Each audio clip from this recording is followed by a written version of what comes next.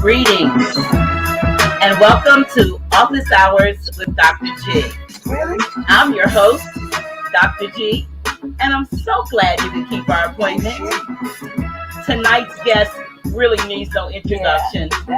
You all know him. I want to welcome tonight back my friend, my holistic healthcare practitioner and yours, none other than Dr. Botanica.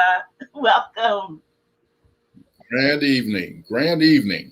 Grand evening to you, I just gave you the short version because I know that you probably have a lot you want to talk about, and folk know who you are, and if they don't know who you are, they will know tonight.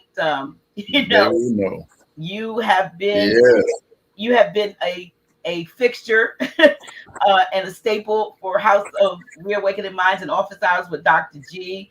You along with Brother Dave and appreciate y'all's knowledge and so forth, but this was impromptu. We talk a lot because you're always concerned about what I'm doing health-wise, if I'm getting enough sleep and so forth and so on, which most of the time I'm not. So we keep in touch quite a bit, and so I was talking to you about this idea I have because I am quick with witty when it comes to titles. And I was yeah, that's right. And so I came up with get the health out.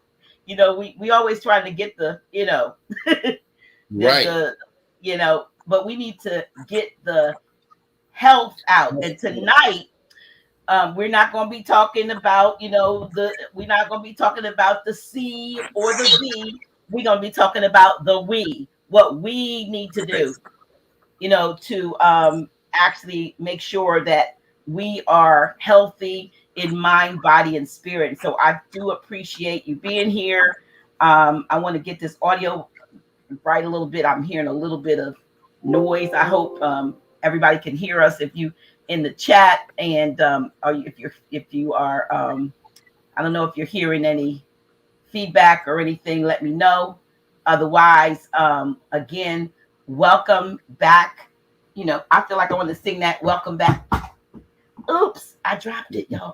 I want to sing that. You remember that welcome back Cotter song? Welcome back, Cotter, yeah. But you know what? When someone is good, and I know, folks might say, well, you have this person or that person on quite a bit. Well, there's not a whole lot of people who have expertise in certain areas that you can call on. And just like with Grand Sheik, for instance, with Grand Sheik, there are some folks who say, oh, he's been talking that stuff.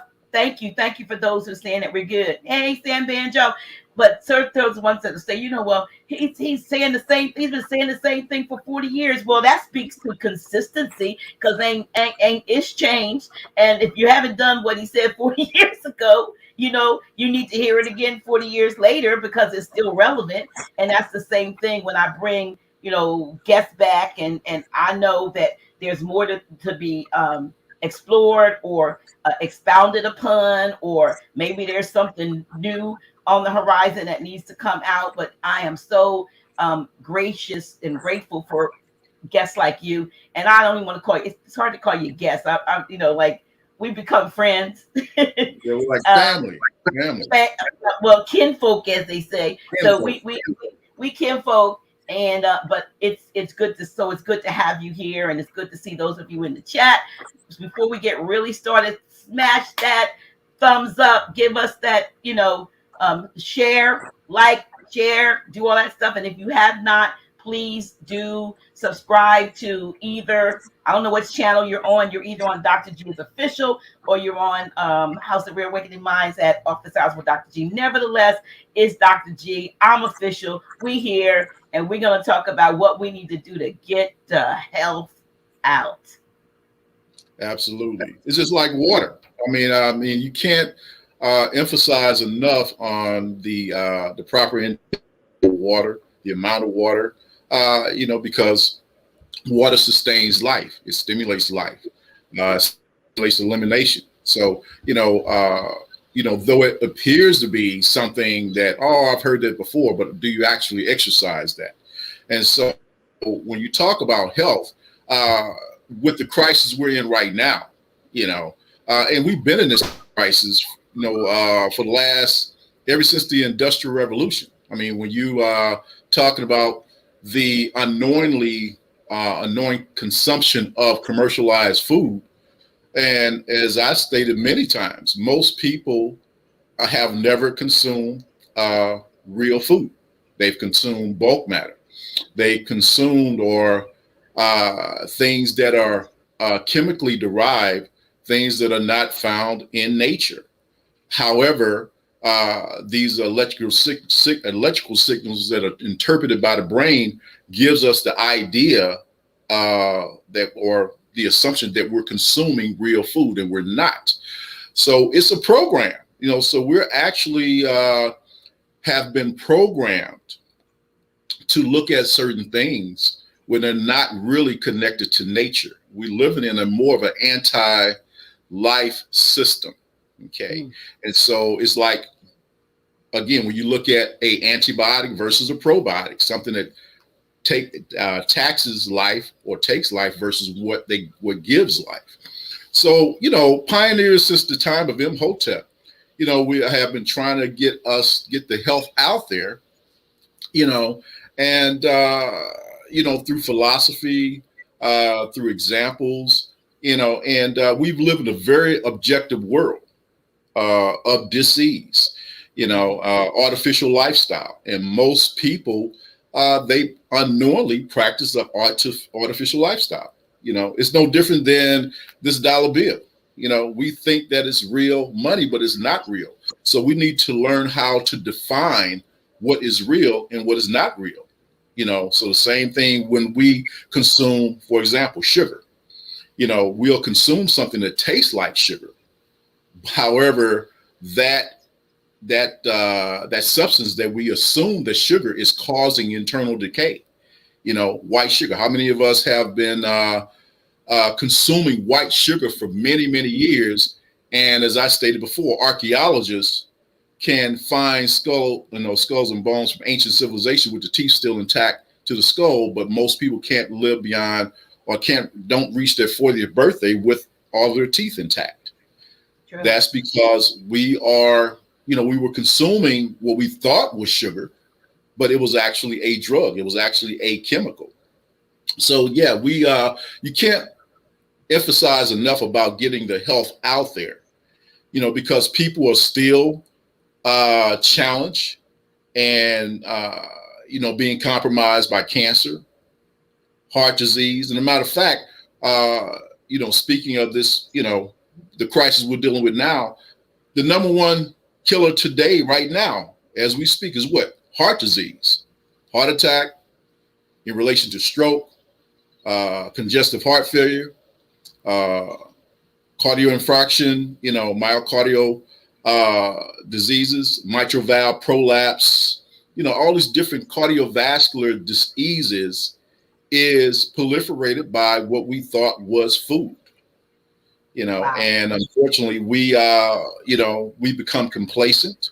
We again, is all, even in the Bible says, my people perish for lack for knowledge, and we still.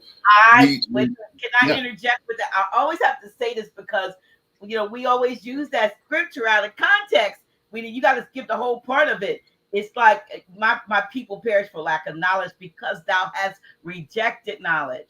And it's because of the rejection of knowledge. It's not for the lack of, it's for the rejection of the knowledge that comes. And then even me, I know how hard you've been working with me to get me to go to bed on time and, try to get at least 8 hours sleep. And I still, sometimes I'm getting into bed like this morning, 6 a.m., and maybe then, and my body still says, well, I don't care what time you got in, I'm waking you up at 6:45 because that's what time you get up. So, it's because we reject knowledge. And a lot of times, I mean, we hear things like everything you hear is not, granted, is not always true and not necessarily good for necessarily you. What works for me may not work for you, but then there's some tried and true things that there. But it's not for lack of knowledge; it's just for lack of us having faith in something other than this is my opinion, the system that has controlled us and programmed us up until this point to accept certain things as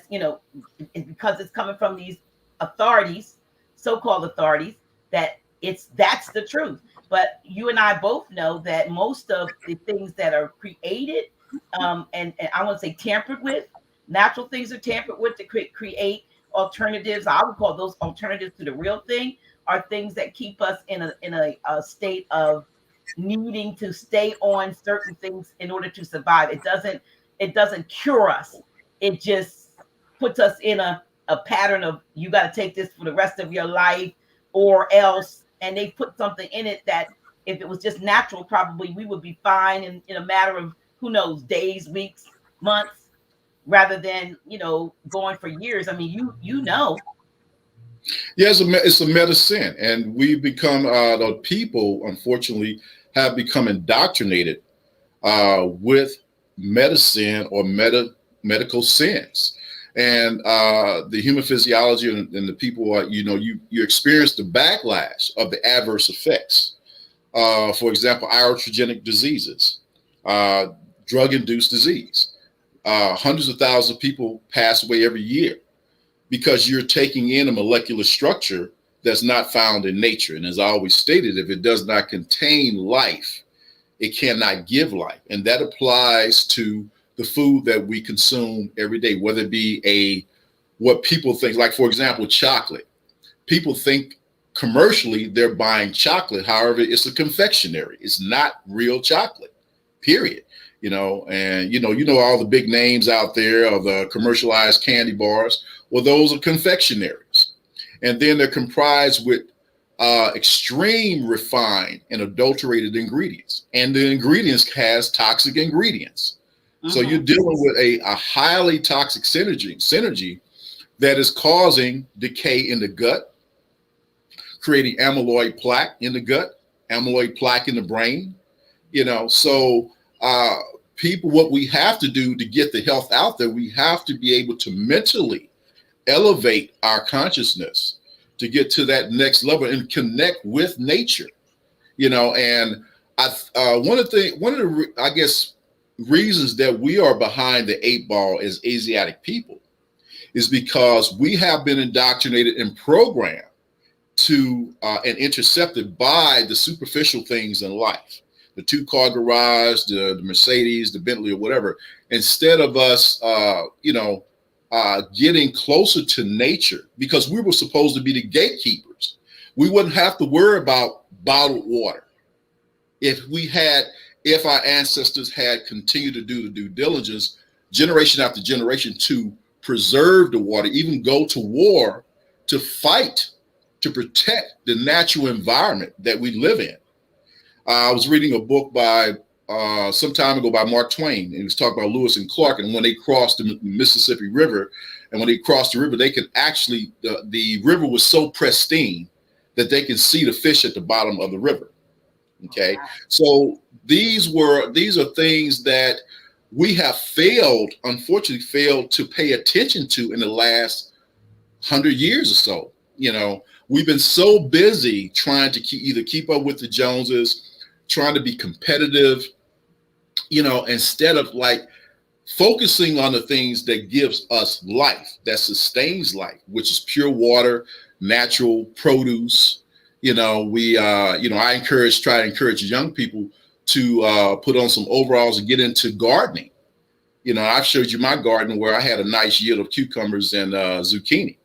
And so instead of buying our offspring tools for gardening, and C's, we buy them video games and Xbox.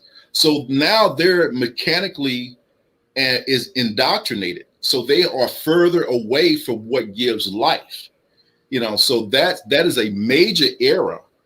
We should, as far as cleaning up the streams, cleaning up the, the ocean or whatever, we should have been, you have different organizations out there, but the Asiatic people have been through such a struggle that has taxed our time and our focus, so to the point where we, next thing you know, there's a development that's destroying the wildlife in a particular area. Instead of say, hey, wait a minute, what are you doing cutting down all these trees? You look at what's going on in the Amazon, chopping down the trees for pulp, and making houses and paper or whatever. So we should have been the vanguard to protect this planet. You look at how many animals that have gone into extinction. I remember reading a document during the gold rush in California, and the state has the audacity to use the California grizzly as their symbol and the flag. However, during the gold rush and the silver rush out in California, they went out and then got into cattle farming, and so they classified the grizzly as a nuisance. Okay, so they killed the grizzly off, this beautiful creature, because of commerce, instead of working in harmony. So it's like, it's like in Australia, for example, you have what they call kangaroo burgers or roo burgers, because they felt that there was an overpopulation of kangaroos. So they decided to start killing them off, and processing roo burgers. Same thing with the beaver in certain areas. They're making beaver chili, and it's like, so, yeah. So we have been distracted. And so at the dinner table, we don't even know what we consume. You see a lot of our people consuming ramen noodles. Don't even have any idea how dangerous that plastic or whatever you want to call it is. It's funny though, you were talking about how they have the roux burgers and the whatever other thing you talked about, but we don't think about that in terms of the cattle, the beef, and the lamb, and even the chicken stuff. Because were we really designed to eat meat? Were we not supposed to be more vegetarian in our approach? Was one of our ancestors more? At some point, I'm sure they began to eat meat and fish, but early on, you see about the fruits, the grains, and so forth, the seeds, and are good for the healing and this. And so, when did we go from just being able to live and thrive on fruits and vegetables and nuts to needing to consume other sentient animals, beings? Well, it was all about programming. It was all about commerce. Before the Second World War, most people only ate 4 ounces of beef, and when people ate animal protein, it was maybe a couple times a week. And you're talking about 4 ounces of beef that you can probably fit into the palm of your hand. So it was not until the insurance stockholders started investing in more calories. Like, hey, we want people to eat more beef. We want people to eat more pork. Like in the book I wrote, Stealing a Woman's Treasure, I talk about Edward Bernays, who was Sigmund Freud's nephew, who basically invented public relations. Okay, and so Beech Nut, the gum company, had a huge investment in pork and pork farming. So they wanted the American people to consume more pork. So he came up with the concept and the idea to put on billboard advertising this middle class family smiling at the dinner table, whatever, with this pork or bacon and eggs. Matter of fact, he ushered in the bacon and eggs. That's how bacon and eggs became a breakfast choice, through his public relations and getting it out there about eating more bacon, more sausage, So the same thing with fluoride. He was the same, individual that ushered in fluoride. In my book, MediSins, there was a chapter in there called Fluoride, how America really got brainwashed. Because, sodium fluoride is rat poison. It was the end byproduct from aluminum processing. So we pretty much have been programmed.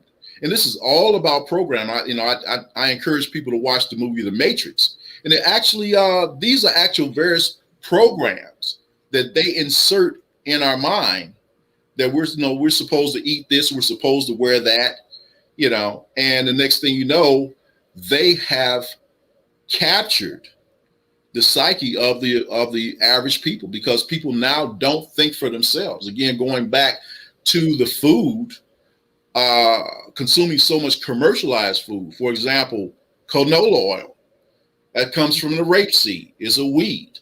Canola oil just means Canadian oil, okay, which comes from the rapeseed that was used to make mustard gas. So vegetable oil. Wait a minute, let me ask you something.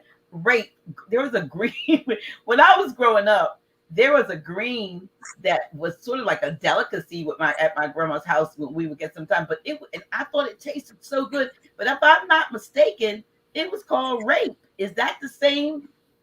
Well, the rapeseed plant is the actual weed that grows in Canada. Is abundance, and they extract oil from it to make canola oil.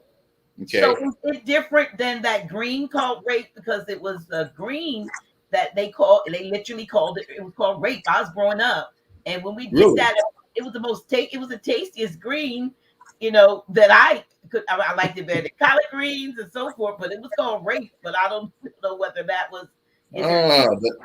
But that was here, and that was here in in Delaware. So I'm not sure that we were importing a Canadian. Look into that, because you said it was that's something to be investigated.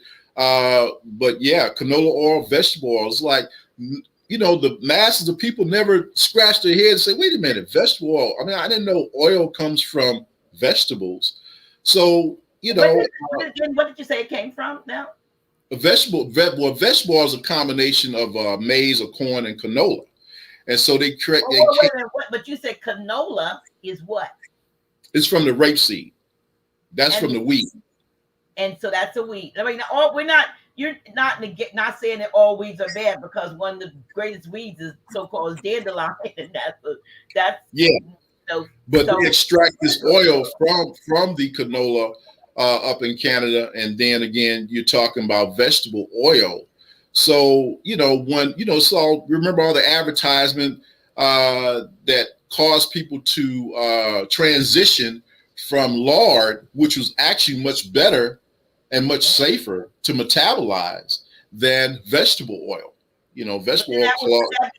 Same as when there was this big controversy about margarine and butter, and then it kept flipping back and forth, Yeah. I mean, these are chemicals. So, and I tell you how, in commerce, they take advantage of the people who live in the urban areas, the Asiatic people, because you can go to the grocery store in the urban area and you go to a dairy case and you see the majority of that case filled with margarine and a small portion of that case of real butter or butter. Right. But however, if you go up to the more prestigious areas, you'll see the bulk of the dairy case filled with real butter and a small area of margarine. Right. So we just have been taken advantage of, because we have allowed ourselves to be disconnected with what is natural. Okay, and we lost that intuition about how our body feels. We consume things, and we have the body gives you symptoms that something's not right. Okay. Now, for example, I like caramel cake. That's one of my favorite desserts. And so I patronized one sister that made it, and I never had any adverse effects from the caramel cake. Okay. Mm-hmm. I patronized someone else one time and bought the cake for $11. And then before I could even get through the one slice of that cake, felt like I was drugged, So it was a apparently it was a very cheap and refined flour that was used to make that cake. So again, we have to be more intuitive to what we consume and what we're actually giving our offspring, and so you're looking at when a child or offspring is growing up and you're constantly giving them refined food, that's going to compromise their cerebral metabolism and their cognitive function because it's not feeding the brain. It's not, so you see this is why, most hardened criminals are extremely magnesium and zinc deficient. That was a study done. And a lot of the hardened criminals or serial killers had a zinc deficiency. So we are missing many trace elements, minerals, cofactors, enzymes, vitamins, and things like that. And again, we have never, most of us have never, unfortunately, consumed real food. It's like when you buy produce, you see people buying produce. Well, it only takes nitrogen, phosphorus, and potassium to grow a vegetable. That's all. But the soil is actually missing, all these trace elements and minerals. So so you're consuming more pesticides and insecticides in that commercial produce. So what's the difference between a organic cucumber and a commercial cucumber? Well, it has pesticides, and most people say, well, can I wash it off? No, you can't wash it off because it's used in the growth process. So it's in the cells of the produce, Wow. So so we have to think on a multidimensional level in order to get the health out, in order to avoid being a victim of medicine or medical sin, because what most of our people are challenged right now to this day, hypertension, hypertension meds, things like that to treat the symptom, but the body has the ability to become self-managing and self-regulating, but again, we've been put in this matrix of commercialization, and we've been indoctrinated to believe that this medication is going to sustain life, but that medicine is actually taxing your life because most meds are what? Unfortunately, most meds contain even fluoride, sodium fluoride. But what happens when you take in anything that's toxic? It wears down the kidney and liver because the liver and kidney is working overtime trying to purge the toxins to eliminate it from the body. But it's something about, I guess, the human brain that allows us to be so addicted to alcohol, to sugar, to cigarettes, to various types of drugs, and so we have been compromised, and we have been totally separated from what is natural, from universal law. And yes, so we have to elevate our consciousness. Most people don't even know how to eat properly. Like, for example, summertime, most people consume bread and meat and cheese, not realizing these are winter foods, or these are foods that keep you warm. But people all throughout the year are eating bread every day, hamburgers and things like that, don't realize they're creating and manifesting or setting themselves up for a dis-ease during the winter months. So we should be eating more cooling foods during the summertime. And I just did a workshop. Would that be like maybe salads and more like salads, fruits? Yeah, I mean, you can have cucumber spears. You can have, tomatoes. I mean, again, no fried food, cooked food. We're eating too much, dead food, microwave food. Again, probably 95% of people in America got a microwave. I don't. I gave mine away. That was one thing I listened to, and I gave a large one away. The guy was taking junk. He was taking metal and so whatever, scrap metal, and there was nothing wrong with it. So I gave it to him, which they probably used, and then I folded. And I was like, darn, everything I go, like now when you go to the store to actually purchase some of the things, you look on the back and you have to microwave it. I'm like, what if you don't have a microwave? And so I folded and I bought a I bought a big one again. I had it for less than a year. And this time, next time I got rid of it. I said, if it has to be microwave, then I'm just not going to eat it. And, Yeah. there's no microwave, in my house anymore. But it was, it was hard because, and even now, like I said, I just look back if it says microwave, I was like, can't get that. I don't have a microwave. But we have, you're right. We have been indoctrinated in that. And I want to go back a little bit when you were talking about the fluoride. Most people do know, but just for the sake of those who may not know about the negative health effects of fluoride. I mean, one of the things, people talking about being conscious is we've been told for a while is that it calcifies the pineal gland. So you're talking about being awakened or woke and having this higher level of, conscious awareness and going to this 5Ds. Well, you're not going to five nothing with a calcified pineal gland or with things. What else? What else? And then I hear about docility. It keeps people docile. But what else other than what I'm bringing out as a Fluoride can actually cause bone degeneration over time. Of course, it will destroy the actual construct of the teeth, the enamel, and so there's so many. Let me stop you. So fluoride is detrimental to the teeth, so it helps with the dental industry because Exactly. if you're using fluoride, which I don't, and if when I go to get teeth cleaned, they always want to give you somebody's toothpaste and the toothbrush, and of course I use what is that? I use one of those little not little, but it's electric. And because sometimes they say we brush too hard and we mess with the enamel. I do not use their toothpaste at all. I use a non-fluoride, and I don't think a lot of people realize that. Don't go to the cheap store. I'm not going to name the where everything costs. Under a bit of whatever those things are. I don't even know who's on that dollar bill, but you know what I'm talking about. They push it in those places. You can get a great big old tube of somebody's name brand toothpaste with fluoride, and it's $1. So people would rather pay $1 for something that's actually hurting them and their children. Sorry about that. I'm in a high crime zone.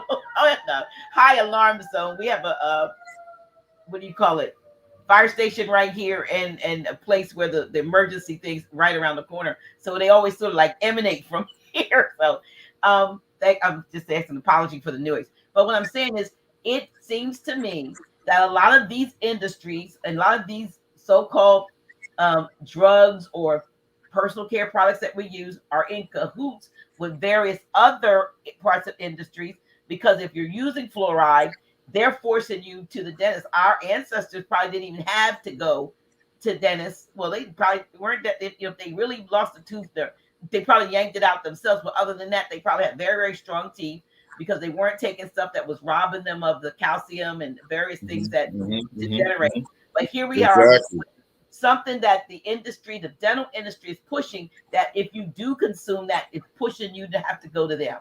What else are we taking that is a feeder, if you will, into some other profession that we now we have to get this kind of care because we've been consuming this, and if you do that, it'll take you to this person or this kind of need of care. Well, I mean, you have to keep in mind the drug industry, the commercial food industry, they eat at the same table. So it's the business of disease that the share and stockholders support because they want you to be sick. I mean, it's nothing personal. This is just business. Okay. So without getting emotional and personal, it's all about business. It's just like, again, when you consume white flour, white sugar, you are denurturing your body. You're basically taxing all the minerals. Weston Price, who wrote a book back in the 30s called Nutrition and Physical Degeneration, he traveled the world and was quite intrigued by the indigenous people all around the planet. And he even stated, he said, the people that when he traveled, whether it be Africa, whether it be Hawaii, South America, and he was extremely impressed because the indigenous people will have some of the finest dental arches and bone structure that he had even seen. And his quote was, these people had the finest dentures and or dental caries and not dental caries, but dental structure and bone structure before they came under the influence of the white man's foods of commerce. Okay. So, you know, when the white flour, the refined salt, even Max Gerson, one of the most eminent medical doctors in the history, even stated the same thing. You know, when the refined salt and sugar started being imported, you know, basically the body started to decay. You know, and disease starts to proliferate. Same thing with Japan. There was a study in Japan. You know, Japan, you know, the Japanese had, you know, basically very, very good health before they start indulging in the American lifestyle of sugar, coffee, you know, white flour. Then stomach cancer started to rise because of the white sugar that was constantly consumed.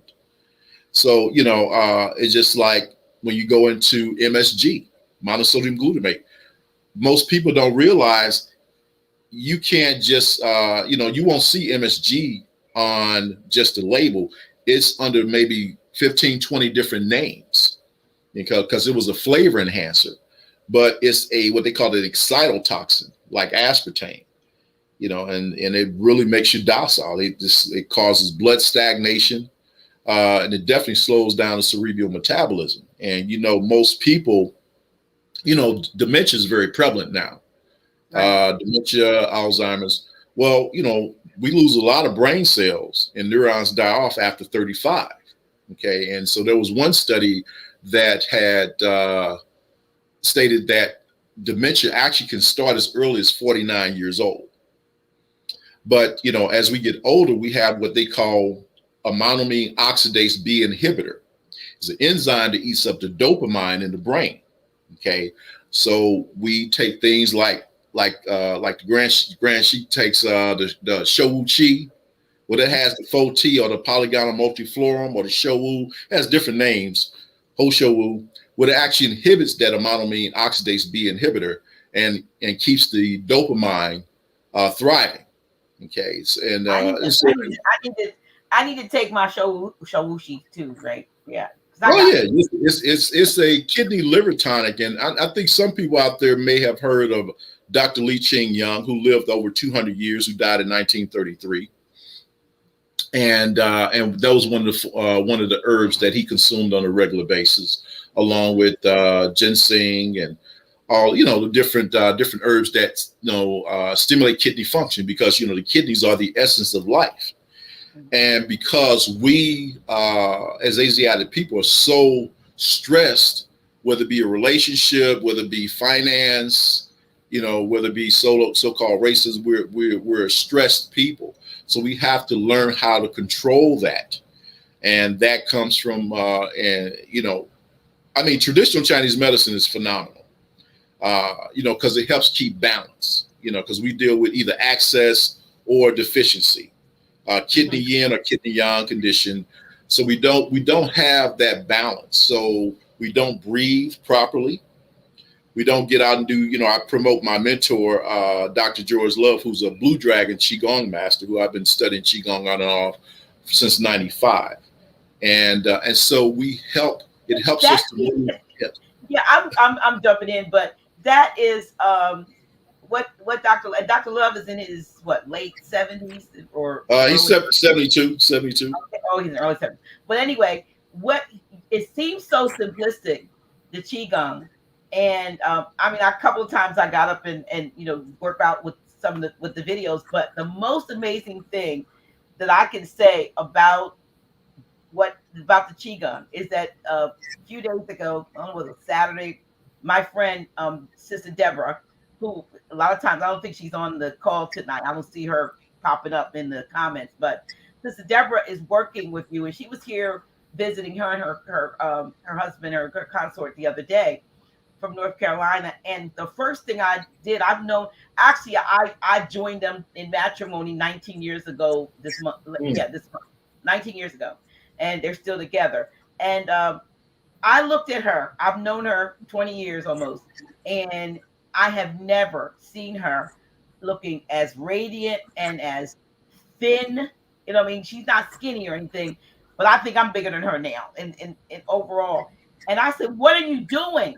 And she says, "I'm doing Dr. Love's Blue Dragon qigong, and I said, well, I said, Dr. Botanica. She said, yes, and I'm following Dr. Botanica's plan, and I'm doing." She said, "But the qigong has really revved her metabolism up," and she said, "I'm up at 5 in the morning doing from the videos, because she said she can't do the live because she has to be off to work, so she does the videos that are already there at 5:30 in the morning." And when I tell you I saw the difference in her Saturday, I was shocked. I said, "Oh my goodness!" I said, "Dr. Botanica been trying to get me to do it regularly for months. And I said, "And you're doing it, and I can see what it's doing." You know what I mean? So Absolutely. she encouraged me, and I said to her, I said, "Well, what about Dennis, her husband?" She said, "He's getting ready to, because he sees." I said, "What about Dennis?" And she said, "Oh, he's got his products from Dr. Botanica, and he's going to start doing it because it has absolutely made a difference in her life. Something so simple, you know. She started going heart, liver, lungs, kidneys, spleen, doing the little. And Yeah, I yeah. thank you. I want to say thank you, for helping my sister with that. Yeah, learning to being mentored by Dr. Love took my practice to a whole nother level. And because we have to be multidimensional, it's not about working out in the gym. Because I've seen people that look like The Rock, literally drop dead from a heart attack. Okay, I've seen people that look like perfect swimmers drop dead from a heart attack. So it's not just about working out. It's not just about supplementation. You can have the best supplements, and if you don't incorporate quality exercise, like things like qigong, to enhance the bioavailability of the supplement, and start moving that breaking up that blood stagnation. A lot of inflammation is due to blood stasis. And when women have fibroids, it's due to blood stagnation, blood stasis. Shoulder pain is due to blood stasis. So you have to be able to break that up and get into breathing. There's one exercise called fire breath, where you take as much air as you can through your nostrils, hold it, and exhale. And it's called fire breath. And there's so many different qigong exercises that improve flexibility, strengthen bone tendons. So it's a combination of proper supplementation, like qigong exercise, detoxification, fasting or juice feasting. So we have to get into this lifestyle.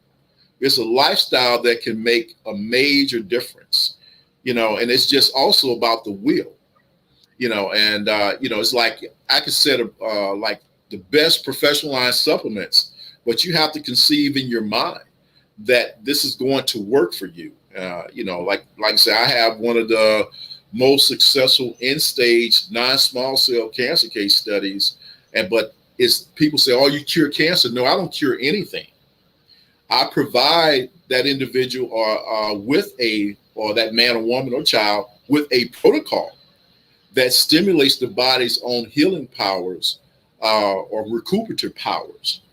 Of course, these things are going to lie dormant if you don't consume the right food.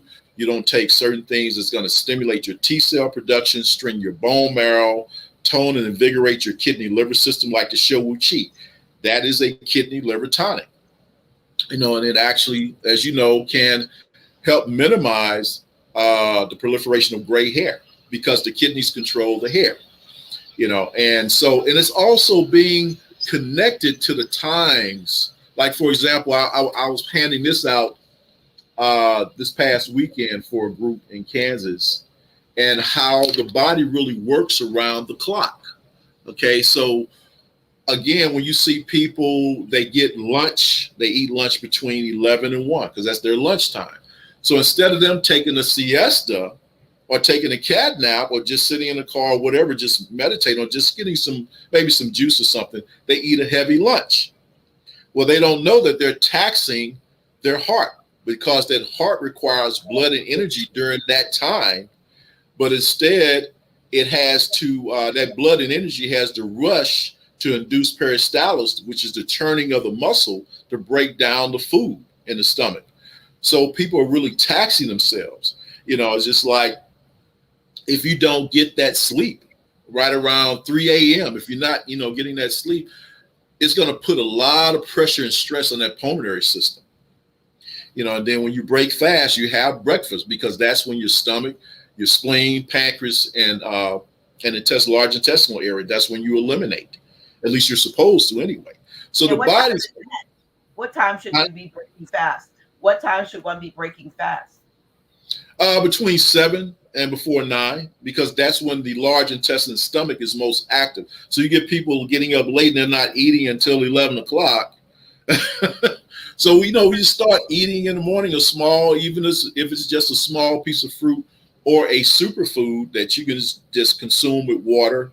As you know, in my dispenser, I carry many different types of superfoods, whether it be a combination of wheatgrass, barley, spirulina, chlorella, moringa, or if you want to just do acai, in the morning or something like that. But something that's going to stimulate that digestive system and stimulate those adrenals. Most people in the morning, they're in traffic, attempting to get to work on time, and they're stressing themselves out because they never jump-started their adrenal glands, whether it be Celtic salt, because the kidneys need salt, contrary to the medical sins that are promoted in the doctor's office, staying away from salt, which they mean sodium chloride, which is an isolate.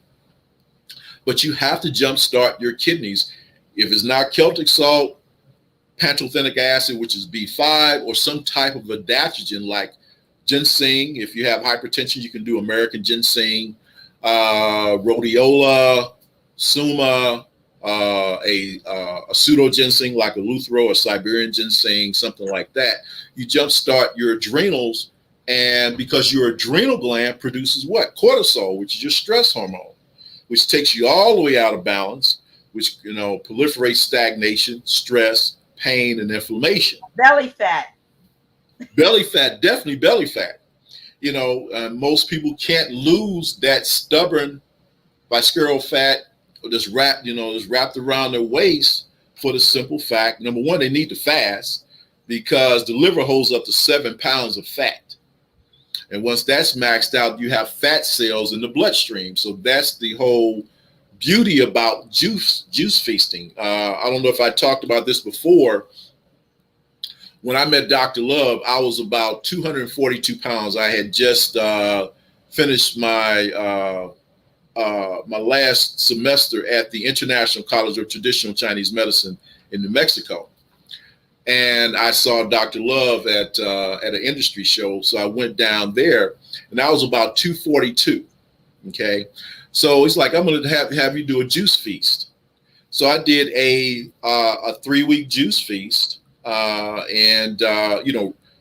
morning we jogged on the beach, did our qigong, and I dropped 37 pounds in 3 weeks. I went down 2 sizes in by the second week. And when I did cheat, I would go to this place called Kansai to sip on some miso soup,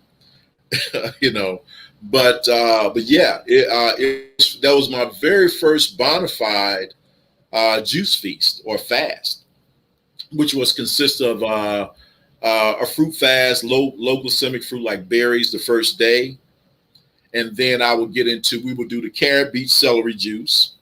And then you do fruit juice once a day, because you don't want to be too extreme and detoxified. Another fiber that's very effective when you're doing a juice feast is agar powder, which is a sea vegetable. So it goes into the mucosa and pulls out a lot of the plaque and toxins or whatever. And can you repeat agar that? powder, agar, AGAR. And that's that white stuff that makes stuff like Jello. Oh yeah, okay. Yeah. Yeah, so you get real agar powder. You know, you put it in How do a you small take that? portion. Well, how do you Well, you take just put that? it in the. We will put it in the juice, the carrot, beet, celery juice in the morning, first thing in the morning, and then okay, you know, of course, when you're doing juice feasting, when you're approaching that stage of ketosis, you want to supply your brain because it's not the body that really requires the calories; it's the brain. Those neurons will start to go, you know, ballistic if you're not feeding the brain. So, you know, we do spirulina, bee pollen, ginseng that will fortify the brain to take you through the day because it's all about energy and taking foods. It's like when one eats right and you're taking proper supplementation, you only really need to eat once a day. One of my routines is I'll have a protein shake or superfood, but I have a formula that is comprised of bee pollen, royal jelly, propolis. And I take it, you know, I know some people that are not advocates of, you know, the bees or whatever that are vegans, but this stuff gives you superior energy. Royal jelly is specifically anti-aging. But for, you know, one day it was about 90 something degrees and I only had eaten one day, but because I had supplemented, did 2 hours of straight lawn work with no fatigue. That's because you're tapping into those adrenal glands and that endocrine system. Okay.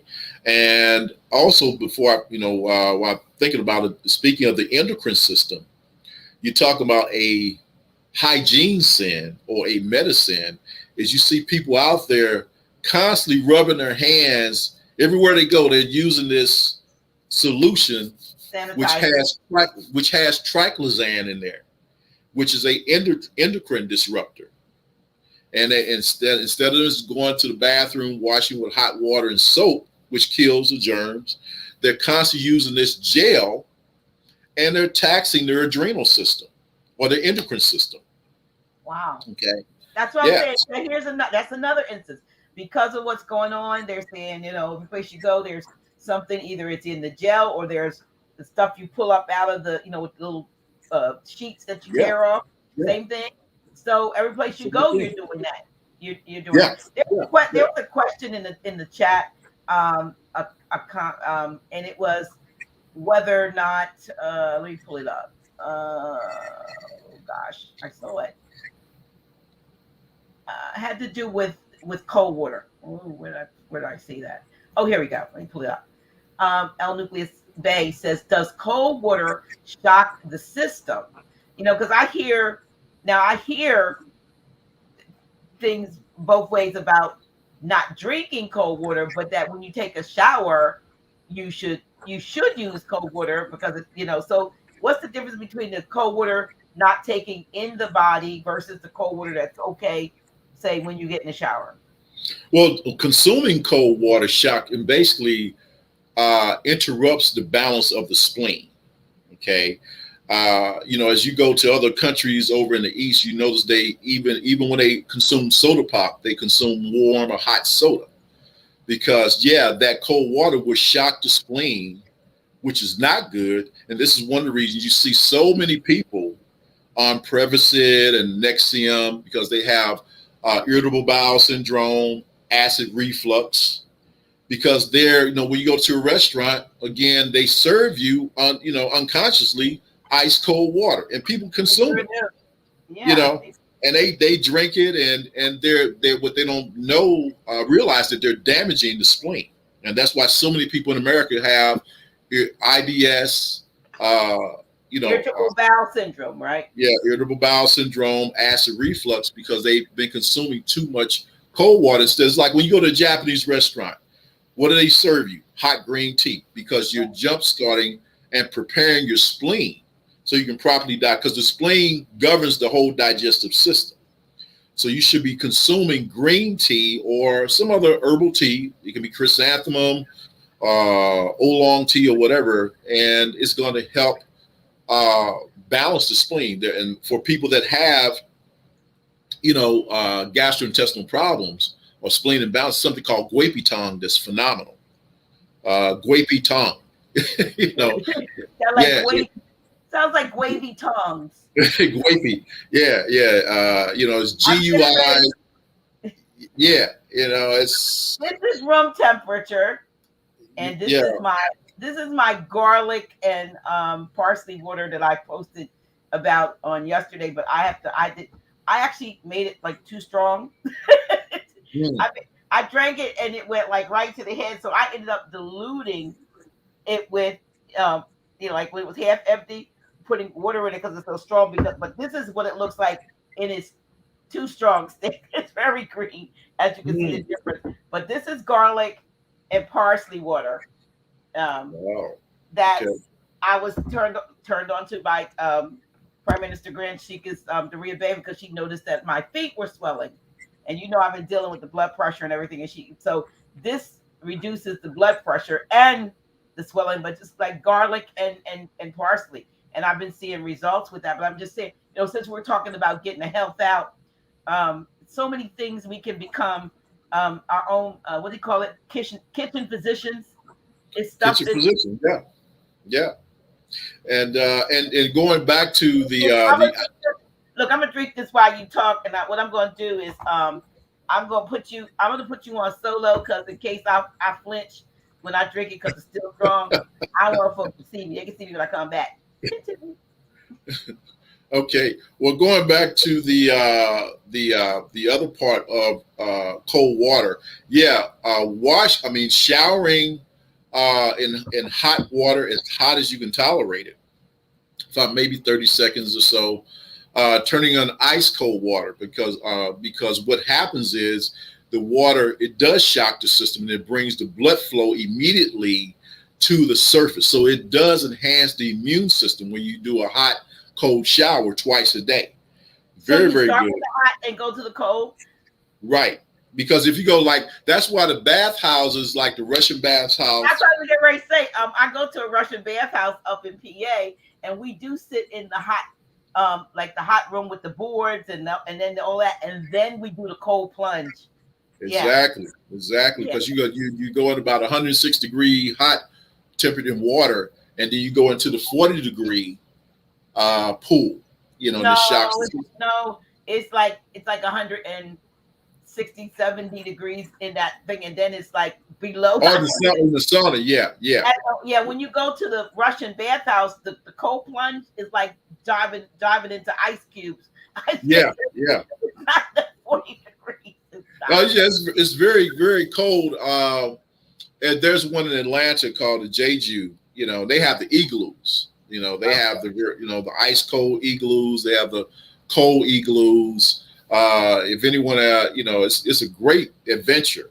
But yeah, these are therapies. These are different modalities that can bring the body back in balance, because there's so much stagnation in the body from, again, not to mention, again, there was a group called the Environmental Working Group, right? It's about 10 years ago. They did an article called Not So Pretty. Well, the petrochemical industry or products, they were sending these waste byproducts into products that were marketed to Asiatic women. Now, this is not coming from me. This is coming from the Environmental Working Group. It's a group of European women that created this organization, right? And so, it wasn't just parabens. It was all type of chemicals, because, I had been a member of the Cancer Control Society for about 20 years, and shampoos actually proliferate or increase the risk of breast cancer because it elevates the estrogen, and because of the xenoestrogens. Now, they have been talking about, there was one particular doctor, Dr. John Lee, back in the 70s, was way ahead of his time and was forewarning the doctors about the advent of xenoestrogens through plastic, through shampoos and things like that. Our women are drowning in estrogen, because we're exposed to so many things that mimic estrogen. Okay, not to mention the plastic. Like I say, that was the beginning. That was the tip of the iceberg.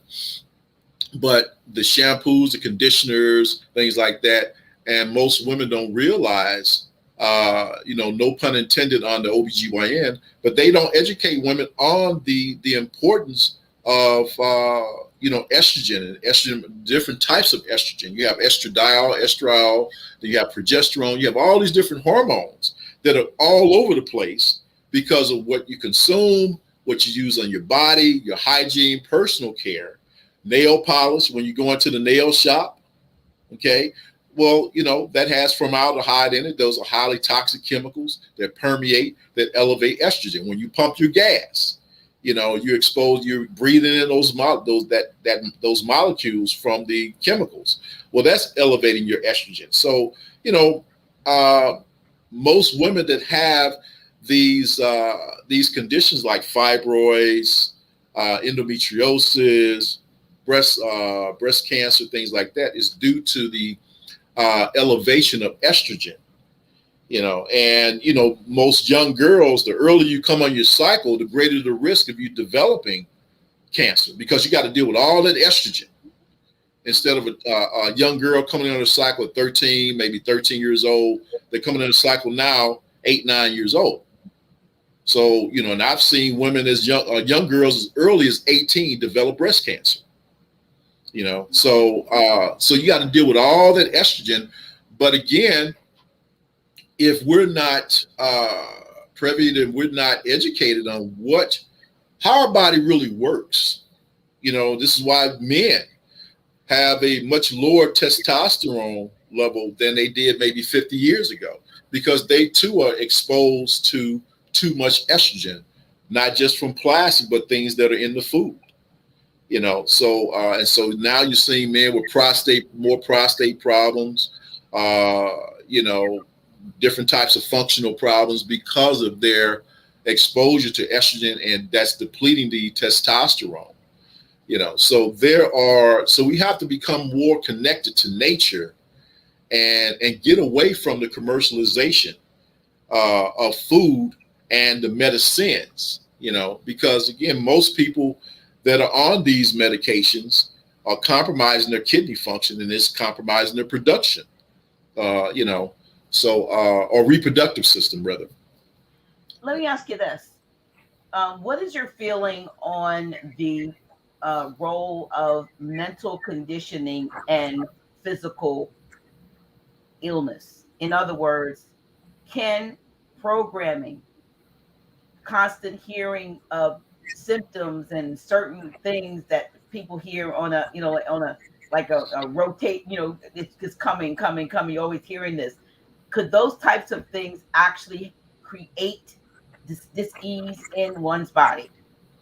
Yeah, because they're constantly promoting the boogeyman, with this abomination. So anything, and this is all through public relations. These people they understand how we function, how the brain really works, and how we become so vulnerable and naive and gullible to certain things. So we have to be able to elevate our consciousness and be able to turn it off. Because it will affect the entire physiology. It will create a dis-ease, just like when you become emotional. When you become over emotional, for example, grief. 15% of the lung cancer case studies, according to studies, these people had never smoked, but they dealt with grief, so they developed lung cancer. You can die from a broken heart. Okay, so emotions have a major effect on the adrenals, kidney function. I'll give you a prime example. About 4 years ago, I was waiting. It was on a Friday, and I was waiting on a very important shipment of a perishable that needed to be refrigerated. Okay, and so the UPS driver went to the wrong door, and my client said, "Hey, I just saw the driver, and he just took off." So it was around maybe 5 o'clock, and I called the supervisor at UPS, and I'm like, "Hey, I need this perishable, and I can't make it out there in time." So she was like going back and forth with me. I'm not going to send my driver back out there because he's already made the attempt. Well, he made the attempt at the wrong door. And also we got back, I was so upset. This is the honest to God truth. I was so upset that it affected my L5. Okay.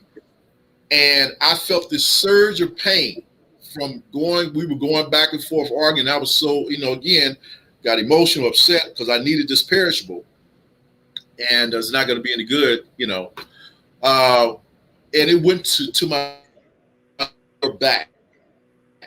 And for 2 weeks, almost 2 weeks, I could not get in the car and travel. It took me 2 minutes or so just to get set into the car. Wow. And I was walking around. So, oh man, you got to go to the chiropractor. You may have to have surgery. I'm like, not. I'm not going to indulge in that medicine. So what I did was, and I mean, this was excruciating pain. You're talking about from a 1 to a 10. I was a 12. That's how much pain it was tearing pain. So what I did was took a systemic enzyme, okay, which was one of the brands that I carried. That's from Germany. That's been around since 1948. And systemic enzymes are phenomenal. They modulate the immune response and they're excellent for inflammation. So I was taking like 24 tablets a day and did a patch. And then I got back into qigong because I had not been doing my qigong in a while.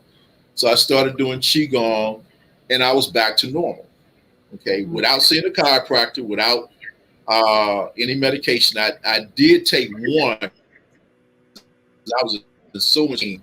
I took it one day. I said, no, I'm not going to get it, indulge in these things.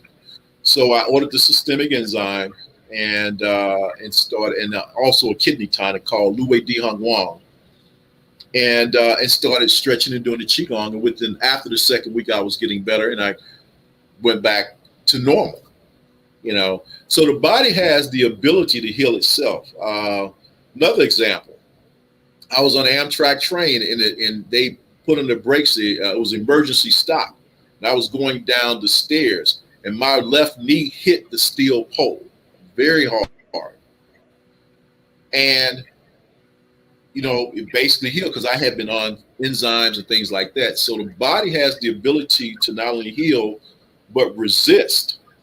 Once you take the right modalities, and again, there's no panacea because you hear people talk about sea moss, you hear people talk about black seed. The body is very complex. You have to have a synergy of vitamins, minerals, enzymes, cofactors, tonics, to tone and invigorate the body. It's just like you can't survive just on one food. There is no panacea. So incorporating exercise, as we stated before, qigong, things like qigong, breathing, meditation, hydration, and this is how we reconnect with universal law. Because if we don't realize that we can actually turn this madness off, but we have to be able to control our emotions. We have to stop embracing this boogeyman concept or getting into so emotionally tied into relationships. One of the examples that I use about emotion, remember the great fight between Muhammad Ali and George Foreman. Okay, and it shows you how strategy can conquer many things. And here's George Foreman pounding Muhammad Ali to a pulp. And anybody that knows boxing knows how strong George Foreman was. He would break somebody in two with his punches. But Muhammad Ali kept his composure and developed the rope-a-dope. That was a strategy. And he, again, defeated George Foreman. It's like Bruce Lee's philosophy, become water. We have to learn how to navigate around the negativity. We have to learn how to flow, and that's how we can defeat our enemy on any level. We have to be able to learn to strategize. If you have cancer, it's like deal with it. Matter of fact, Dick Gregory and I were very, very close for 24 years. When they diagnosed him with lymphoma, which was a cancer, he said he don't know how he got it because that type of lymphoma that he had was someone that would be working in a nuclear plant. And I remember his wife, she was crying, and he said something along the line. He said, if you think I'm gonna leave that good stuff, you out of your mind. So he defeated that particular type of cancer. First of all, it was will. Again, my very first case study was in 2000.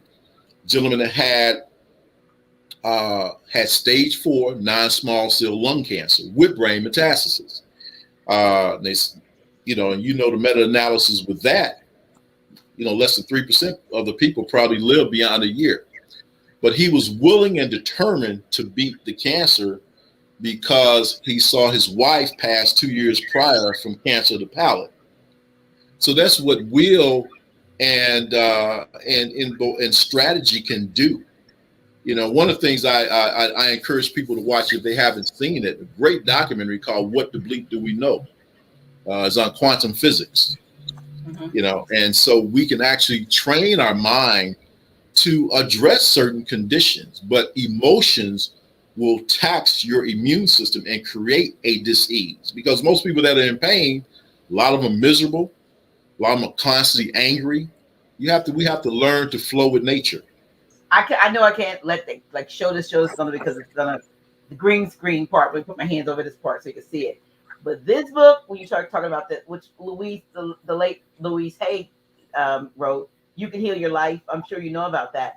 In the back part of the book, it has all of these various medical problems, but they're all tied to probable causes, just like you said. For instance, like anger. And then it says, this one is tied to anger, and then it gives a new thought pattern. So there's a lot of things, like you said, I just thought about it when you said emotions, because emotions are just that, energy in motion. So where you place your energy, if you place your energy in creating a dis-ease, because I don't know how many times I've been given a diagnosis, a possible diagnosis. I remember they kept trying to give me sarcoidosis, a diagnosis, and I was like, I don't have that. And even though I was having, and still, from time to time have issues with breathing and so forth, even though my grandmother died of tuberculosis and different things, I have consistently said over the last 25 plus years, I don't have that. And so to this day, I don't have a diagnosis of that. But I think if I had people calling me up, one of my relatives, once you get that diagnosis, once you get that, you got it for life. And I was like, but I don't have it. And she's still dealing with it to this day. And I've never accepted it. So it was a choice that I made. I made a choice not to have what they said that could be. If it could be, then it could not be. Mm-hmm, mm-hmm. So, yeah, I mean, if a doctor tells you, if you've been diagnosed, he said, you got a 6 months delay. He tells you you're going to die in 6 months, and you buy into that, you're dead in 6 months. Or maybe 5.5. Yeah, or sooner, because you've all of a sudden developed this sorrow, and woe is me to say, no, I don't think so. There are people, of course, that were, it was stated that they would never walk again, and they walked. Mm-hmm. So you cannot allow anyone to give you any type of detrimental sentence or death sentence. You got to be able to connect. Again, I can't stress that enough, is to reconnect with the unseen. And that's what that documentary, What the Bleep Do We Know, on quantum physics talks about. We have to elevate our thought. It's just like even with habits, if you're a gambler, and I told you my incident with gambling at one point. And one day I just say, like now it will make me regurgitate if I even pull on a casino's parking lot, so you can turn these things off. Potato chips was my weakness at one point. I could walk down the aisle and see kettle chips all day long. It doesn't bother me. So people that have these vices, once you start elevating your consciousness and you have the will, you can refrain from that, and so you don't have to embrace these vices or these sinful vices, or like I said, these MediSins. If you've been on a statin drug, which, kills the heart cells, but if you will yourself out of that matrix of indoctrination, you can, you can come out of that. You can get the health out, of that matrix. And that's what we have to do. We have to also start embracing our ancestors. There's nothing new under the sun about healing. I mean, and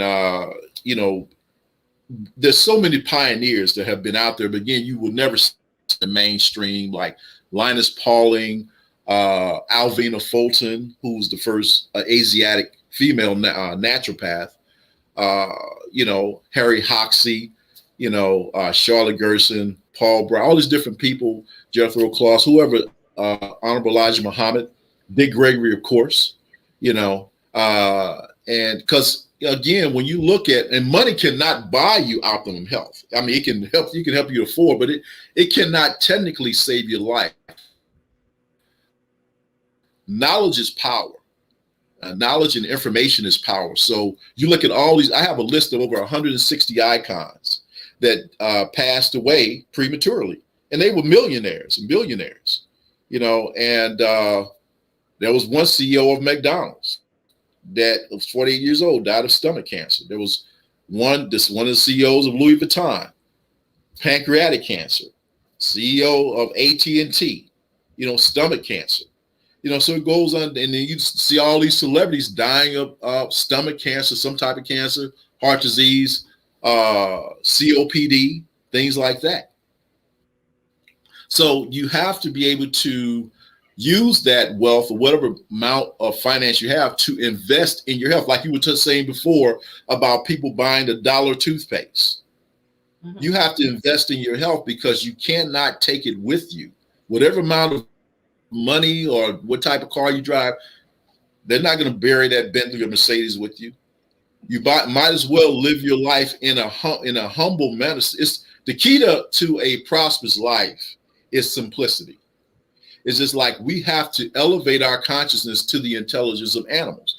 You ever see animals don't have stress. They live in harmony with nature. That's right. They live a very simplistic lifestyle. But we're trying to constantly be competitive, compete with one another. And that is the downfall of humanity. That is the fall of humanity. They don't worry about dying and stuff like that. So they have, when death comes, which is a transition, they just go with it. Most of us kill ourselves worrying about dying, stressing out and so forth. I want to put this question up because someone had a question. Here's a question. Someone asked, Crypto Yo says, any herb to get rid of polyps and inflammation in the sinuses? It's a system. And I always tell people it's not a particular, there's so many different modalities out there. It's a system. It's a combination of detoxification, what works with your physical constitution. And that's why you really can't shoot health from the hip, and you'll see, take this, you go to the health food store. Well, do you know the appropriate dosage? Do you know, do you understand, does the company, like if you went to a store and you bought a brand for polyps or whatever it may be, well, do you know the track record of that brand? Does that brand have proven efficacy? Okay. What are the, not only the main ingredients, what are the byproducts in there? Does it contain magnesium stearate? That's why I don't use products with magnesium stearate, because it can compromise the thymus gland. There are other binders and fillers that are toxic. So you have to be real mindful, and also looking at the company that has a great track record, like the enzyme that I use, that's out of Germany. It's been around since 1948. They sell over $80 million a year in Europe right now. So, so it has a very efficacious production or track record. So we have to, we can't just focus on one thing. When people tell you like, again, sea moss is great, but will sea moss service your condition? Will black seed service your condition? Will echinacea or ashwagandha service your particular condition? You have to have a system in place, or talk to somebody like myself or Brother Dave about a system that, or Dr. Love, about a system that you need to help the body reach a balance, because it's a very complex. How, and when you talk about shamans are so connected with nature. If you got bit by a spider or snake, whatever, okay, they know which plant to use to help reverse or prevent that fatality in the bush. Mm-hmm. But one of the things, we talk about, we allow ourselves to endure fear. Oh, this is coming to get you, is all these different things that are out there, they're giving you this boogeyman concept, and what are you fearing? Live life accordingly and basically be in harmony with nature. What people don't realize, human beings are a virus. Okay. There's a very close relation between human beings and virus. What do viruses do? Viruses spread and colonize, and they destroy. What do human beings do? This particular being has went around the world and caused nothing but death and destruction, just like a cancer. So, from my take, I think human beings are the cancer to the world because they're colonizing, they're refining, they're destroying, they're deforesting, and yeah. So we have two-legged cancers out there that are actual viruses. These people are the actual virus. And what I've always said, that we act like cancer, if you will, if you think in terms of us in general as a body. When we start eating and beating and fighting against each other, that's like cancer in the body beginning to eat away parts, of our body. So there's a microcosm and a macrocosm, and it's the same thing depending on where you are on the spectrum. So I totally agree with you. But there's a question here. I'm going to post it up from Just Matic. I hope I'm saying it right. Dr. G, can you ask Dr. Botanica, is there a way the people can enter into some sort of arrangement whereby we can, quote unquote, retain him as our holistic, quote unquote, primary care practitioner / physician? Absolutely. Again, I've been in the industry, again, as I told you, I've been studying since I was 9, or really before I was 9. But I'm putting your contact information up again. Yeah, and but I had kind of grandfathered myself in the industry. When I first got into the industry, I went to an industry show in Vegas, and it was probably about 80,000 people. You can count the number of Asiatics there. So I went to this booth to subscribe to this healthy food, healthy store merchant magazine, and the man that was there, of course, he was Albion, and he asked me. He said, looked at me real strange. Said, "What made you get into this?" I like, I've had an interest in it for a very long time. He said, "Well, because I didn't think your people were health conscious, and yeah, and I don't know what was his intent, but again, this is why you don't see the prominent health food stores and like I won't call their names, and this is why you see the margarine, the bulk of the margarine in the urban area taking up majority of the case, and you go to the other area. So they kind of look at us as a very uneducated type of consumer. Okay. Mm-hmm. But yeah, I kind of I grandfathered myself in the industry because I want to know the industry inside and out. And so it had made my practice different because I wanted to gain product knowledge. Even Dr. Love was always, even when I met him later on, he's like, you always want to have good product knowledge. Right. You have that. And I want to add that you have an earned PhD in what is it? It's in health science. So your PhD is in health science. So that's why you're so knowledgeable. You didn't do like I call them dumb degrees. When people, I should say that, but people get either DDs or somebody they confer something. You earned it. Right. Like I haven't earned doctor. I would not. It would have been wonderful to have a DD, but I went to school for 12 years and got a PhD, and you have a PhD in health science. So that gives you the credibility and support of why you can Well, sit well, here. well, this book was really the instrument or the tool that helped me get that and earn that, because these people were so impressed because they had never seen a book like this. Mm-hmm. And again, like the book came to me in my dream in 2004, and one of the board of It was your dissertation. huh? It was sort of your dissertation. Yeah, exactly. And they were so intrigued because they had never knew the origin of the AMA. They never knew anything about the Bureau of Chemistry with Harvey Wiley. They never knew anything about Raymond Rife at the time. So they were really impressed. Like I said, I had already earned my diploma in at the International College of Traditional Chinese Medicine. And even there, when I would hang out with a couple of Asian women, like one of the women was like, she said, why do your women get fibroids? We don't get fibroids, and they get PMS, and I said, and I said, I guess it's because of diet. And then I would get one of the other teachers would say, tell your people to stop eating so much fast food. What is fast food? Fast food will kill you fast. That's what it do. It'll kill you fast. That's what it's about. But even speaking about some of the things that we expect to get, now most women of all ethnicities expect at some point in their lives between, I guess, 40 and 60 or whatever to get to go through menopause. And we see women going through menopause. And I remember, see, this is just me. I'm just weird. Not weird. I'm just different.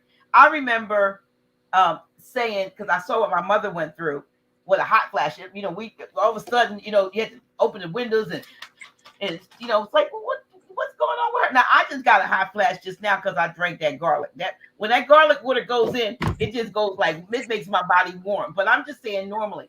So I made up my mind seeing my mother and other women having, going through they call it the change of life. I was like, well, I'm not going to do that. I'm not going. And then I remember one time in church back in about 1990, and all of a sudden I got hot in the pew, and there was a brother that was sitting next to me, and because we were ministers on the ministers bench, and I said, are you hot? And he said, yeah, I'm hot. And then I thought, okay, I'm good because he's hot too. And here I am at 66, going on 67, and I have never I never dealt with menopause. They had to tell me that I was in menopause. My doctor did. Okay, by the blood, but I never had the symptoms. I never had hot flash. I never had emotional highs and lows. I had none of that. But I remember saying, "Oh, I'm not going to do that. I'm not going to go through that." But most women expect it and know it's going to come at some point. And they're not disappointed. They get it. But I rejected it when I'm like, I'm not doing that. I'm not getting that. And I've never had it. Exactly. And so if you don't, again, you live life accordingly. You stay in harmony with nature, and you haven't, you program your own mind instead of allowing it to be programmed by someone else. And that's what happens. We accept these conditions. But this is all about programming, and that's why that movie, The Matrix, I always use that as a point of reference. These are programs that they create, and these people fall into these programs, and this is why we're in the crisis right now. It's like when I know some women out there still waiting on the book is going to go into another printing, but you just look at all these beautiful women here that have passed away from cancer, and Gwen Eiffel, you say, is in your book. I just saw an interview that she did in 2011 with Valerie Simpson, which was a tribute to Nick Ashford, who had died from throat cancer.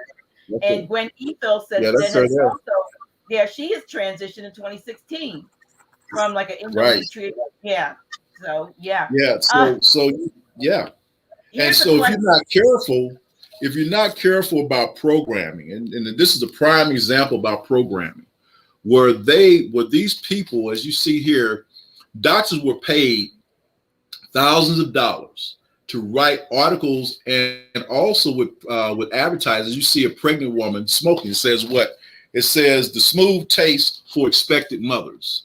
Okay, they were actually running these advertising. Yeah, right. And the taste isn't only the reason I smoke, and it's seeing a pregnant woman. So again, when you look at this is what reason I wrote this book, because I got sick and tired of seeing women. Every time I see them, they have a slit in their throat. They had thyroid surgery, or they had a hysterectomy at 30 years old, partial or whole. Women, and women end up being completely castrated, which is going to proliferate extreme bone degeneration. Because when you're castrated, that's where you start dealing with what they call osteoclast, osteoblast, catabolic and anabolic activity with bone. So you have more bone breaking down than creating a balance. So this is where you see these women having osteoarthritis or osteoporosis, because they've been totally castrated, and so so basically the industry needs to be reformed without a doubt. It's just like there's a book called How Doctors Think. And there's a chapter that talks about within 6 seconds, the doctor's not listening to anything you say within 6 seconds. Okay. So we have to, again, reconnect with nature and elevate our high science of intuition and start, really asking for answers, and the universe will bring us the solution, but again, as long as we are allowing ourselves to embrace this boogeyman, we're allowing ourselves to embrace this form of abomination, and so, because, you would say it better than myself in the chapter of Revelations, chapter 18, verse 23. And I'm just quoting the end part of that, say, for thy sorcery were all nations deceived. Right. Well, you know what sorcery deals with, that pharmacy or whatever, it's drugs. Pharmacia, yeah. So when you so basically we cannot allow, and don't get me wrong, I've always tell, hey, medicine does have its place. I mean, I've always said, if you need insulin, yeah, you need insulin. If you need to get that blood pressure down, yeah, I think the problem occurs because there's not enough education in nutritional science, okay, in the industry. But again, if you have these conditions, yeah, it can be life-saving when you go to a hospital, or you have trauma medicine, you need surgery or whatever. Right. So I don't discredit. It's just I think behind the veil, you have sharing stockholders that they want to push certain things because that's their investment. Again, it's nothing personal. You just have to know how the game works. That's and true. You got to be able to know when to hold and when to fold when it comes down to a certain type of medication. Do you want to really get better, or you just want, you want to just go through the motions in life? Right. I have a question here. I think it's just I'm gonna put this up. Jason Mangrove says Dr. Scott Whitaker said that he's coming out with MediSins 2. Are you guys collaborating together to come out with the second book? Not at all. Not at all. And again, people need to understand that Scott was brought into my vision of the book after I've written 80% of the book. Right. And because I was forewarned about not even say, hey, you don't even need a co-author. You practically finished the book. But I just wanted to again try to do the right thing, because we had collaborated on some things before. And but I don't, like I say, I'm not mad at the brother, and again, he just have to beat me to the punch. But I respect his tenacity and what he has done to promote the book. Those I think there was some ethics, and there was some things that should have not been done. But I'm not mad at the brother because a visionary, as you saw, I got other things that I'm, Whole Foods, Whole Foods. The miseducation of health, and then stealing a woman's treasure. So, it's not about competition. If the brother wants to do another book, I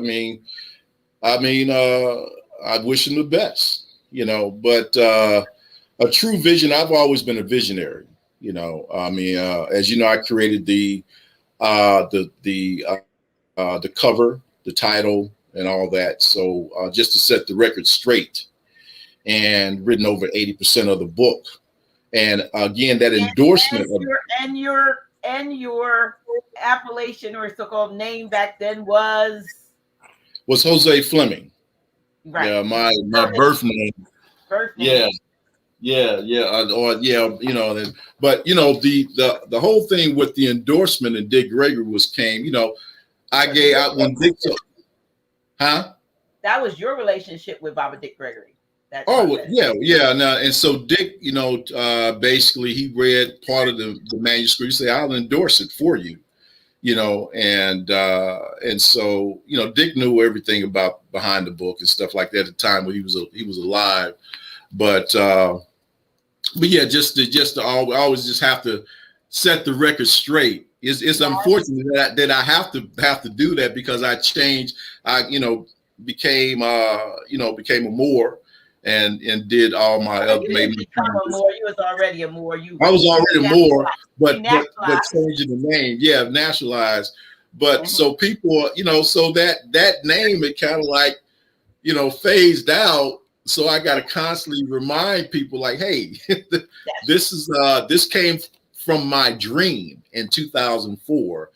The title, the cover, and the content, So, but again, I wish the brother the best, and because it's not about being competitive. It's about servicing the people, disseminating information. And that's the problem with us. We try to compete with one another so much. That's why we're behind the 8 ball, because we're spending so much energy trying to compete instead of collaborating, and giving credit where credit is due.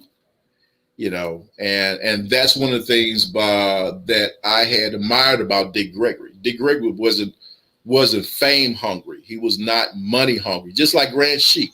You see how humble Grand Sheik is, in spite of all the toxic spears sometimes, he's, basically very humble man, extremely, again, a scholar, a true scholar, So when you're a scholar, you don't have to get out there and try to fight and go back and forth.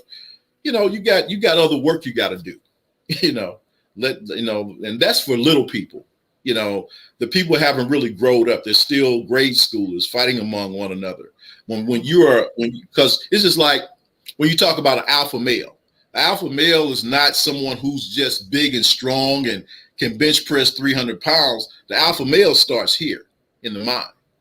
That's what an alpha male, again, you look at, again, people like Bruce Lee, was a big, strong guy, but he could defeat you with the mind. So could Muhammad Ali, so it's not this brute. People are, I'm an alpha male. No, the alpha male starts here. Yeah. There, one thing I did want to bring up is the fact that, which disturbed me recently, and I made a couple of posts about it, that in the past, I guess, less than a week, right? Two melanated entertainers, very well known, in their own right, have transitioned. I think the comedian Fuquan Johnson and then Michael K. Williams have both allegedly died due to or transitioned from drug overdose use, and to me, like I said, I don't know what it is about people, period, that makes them gravitate towards these substances. And the fact that it's being well known now that these things are being, I don't think there's anything wrong with the natural herbs of the earth, but these things are being laced with fentanyl and other things that are taken, and you're playing Russian roulette with yourself. I mean, you may have been, smoking, for, the last 30 years, but what about when you get something that has fentanyl in it or something like that? What can we do? I know I'm switching, but what can be done to help steer the mind towards just believing or knowing that you have the power to heal yourself, to bring your, to me, if anybody's smoking weed, maybe it's because they want to chill, I guess. I'm not a weed smoker, but there are other ways. Are there other natural harmful ways that one can calm themselves, like, astrology? I mean, what are there other things that people who say other modalities that can be utilized to bring calm to one's person, one's being, not person, one's being, without running the risk of an illegal substance being laced into their whatever they are getting out there on the street? I mean, first of all, you got to be willing to be unplugged from the so-called matrix. If you're not willing to be unplugged, you're going to be consumed by the things in the matrix and things by these people are programmed, and so you see people, again, you wonder why when people have wealth, why do they want to indulge in excessive alcohol or recreational drugs and just to try it out? I remember a long time ago, for those that are basketball advocates, Len Bias had just got drafted, multi-million-dollar contract, went to a party with some brothers or whatever, and OD. I mean, indulging in the recreational things so we have to be able to, again, elevate our consciousness, and we have to be willing to be unplugged. We have to be able to, because we can be in one position of wealth or whatever, but for whatever there's something in the brain or in the spirit that allows us to succumb. Again, arrogance can be the most I guess, basically the main underlying cause of your fall is arrogance. I can do this, I can do that, I can handle this. No, you can't, because you don't know what that molecular structure will do to your heart, to your kidney, so we, for whatever reason, we become weak-minded in spite of our successes, and again, it's a combination, but things like qigong, when you get into qigong, I mean, I can never put a lot of, enough emphasis on qigong.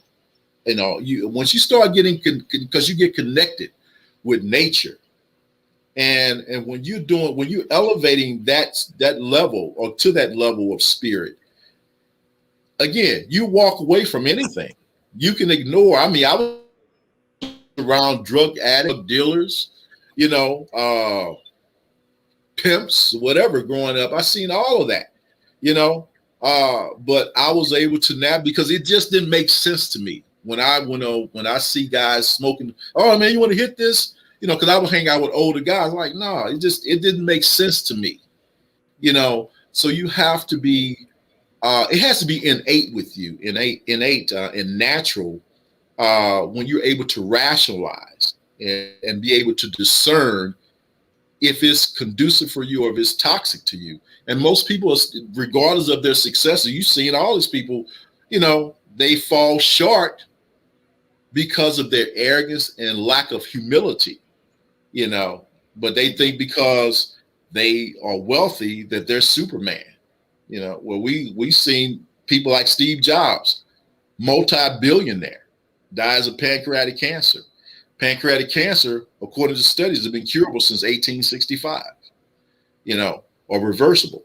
So, when we get out of that realm of not being able to define what's real and what's fantasy, that's when we get lost. We end up going down that fantasy road, not knowing what's at the end of the tunnel instead of staying humble and staying on that straight and narrow path. Say, no, I think I'm gonna just, I'm gonna live like the squirrels or whatever. I'm gonna just, hang around with nature instead of Yeah, outside. yeah, because I mean the way things are going though, and I said we weren't going to get into the V and the C, but we're going to talk about the we. But we need to, like you said, get reconnected to our source, reconnected. I mean, there's something. I mean, I used to do a thing called Nature Church, and on Sundays I would go and I would have my cell phone and walk through the Brandywine. And I would go up, and there was a region that I had never, all my life, lived here and didn't know that there was this upper region that took you like all the way up to the highway, like that where I would drive to. And I started going up, and every Sunday, if whether anybody showed up or not, I would go to the river, ducks would show up, and it would be like church. The ducks would come to the edge of the river and quack, and I go, okay, here the choir's here. So the ducks would quack a little bit. Then I'd go off on my walk, and I would talk to folks, and I would see things, and I took hundreds and hundreds of beautiful pictures and things I would never see, and it became my drug. It was addictive, and it wasn't until I hurt myself, well, just before that, but when I hurt when I got the two, tore both of my quad tendons, ruptured both quad tendons. Of course, I'm 2 years or more trying to recuperate. I'm still in a recuperative state, even since 2017. But it took that away from me. But I found out that it became a necessity. And I'm assuming that's a lot like when people get on to certain, they can become addicted. But it was a good addiction. It was healthy.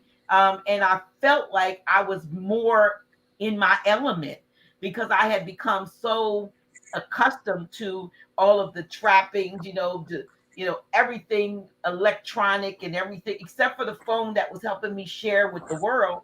I was in nature.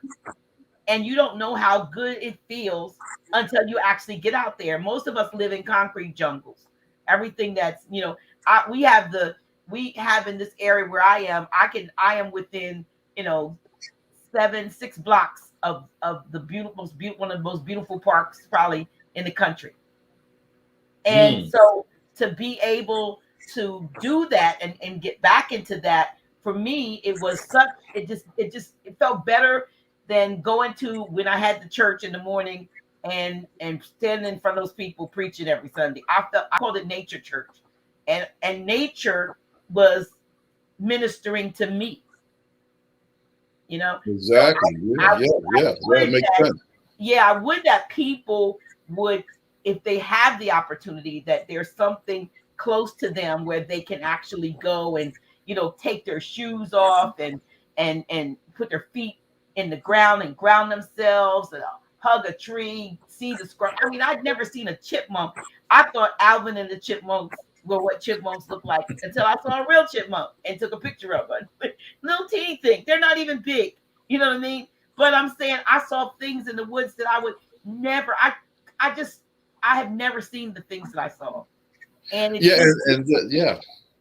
and that's what, when you see hummingbirds, you see, you take the time out to see a worker bee collecting pollen, a bumblebee, you're seeing, squirrels chase one another. You see, again, sparrows or a blue jay or a cardinal. I mean, this is what life is about. And I tell people, take a train ride across the country. So you can, you have people that fly across the country. So they really never seen the country. I tell people, take a train so you can see all this land, and stop and have a conversation with nature, look at, whether it be a deer, an elk, whatever, you're going out west, we should see a lot of, like, mountain goats and mountain lions periodically, and out there in Albuquerque. But this is beauty, and it allows you, when you connect with nature. It's like this shirt here says, "Know thyself." It brings you closer to yourself. It allows you to reflect on life, because again, a lot of us are in denial. It's like, what have you done truly for yourself lately, other than, just acquire synthetic things that really don't uh, proliferate happiness?